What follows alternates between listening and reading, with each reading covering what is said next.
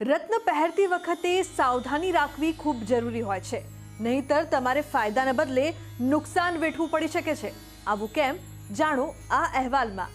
વ્યક્તિ રત્ન એટલા માટે પહેરે છે કે તેનાથી ફાયદો થાય, પરંતુ રત્ન પહેરતી વખતે જો સાવધાની રાખવામાં ન આવે તો ફાયદાને બદલે નુકસાન વેઠવું પડી શકે।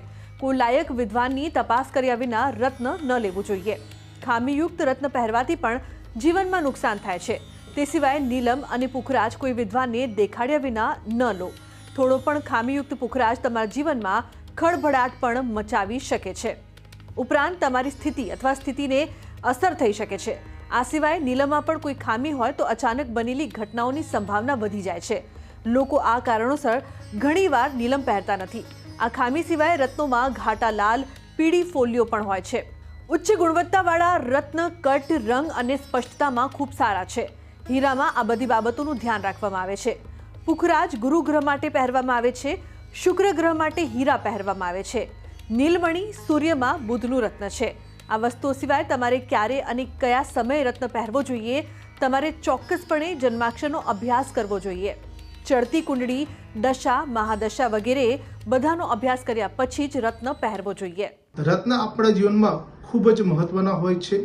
સૂર્યથી લઈને 9 ગ્રહ સુધીના આ રત્નો આપણા માટે લાભકારી બને છે, પરંતુ વિદ્વાન બ્રાહ્મણો જ્યારે આપણને કોઈ સાચા માર્ગદર્શન આપે છે તે પ્રમાણે જો રત્ન ધારણ કરો તો આપની ખૂબ સારી પ્રગતિ થાય છે અને જીવનમાં ખૂબ સારા લાભ મળે છે। પરંતુ જો કોઈ સલાહ લીધા વગર જો રત્ન ધારણ કરીએ છીએ તો તેની આડઅસર થાય છે, અસાધ્ય રોગ થાય છે અને ઘણી બધી એવી પીડાઓ થાય છે। તો આ બધા રોગમાંથી મુક્તિ મળે તે માટે તમે સલાહ લઈને જો તમે આગળ વધો તો રત્ન તમને સારી સફળતાની પ્રાપ્તિ કરાવે। રત્ન પહેરતી વખતે સાવધાની રાખવી ખૂબ જરૂરી હોય છે, નહીંતર તમારે ફાયદાને બદલે નુકસાન વેઠવું પડી શકે છે।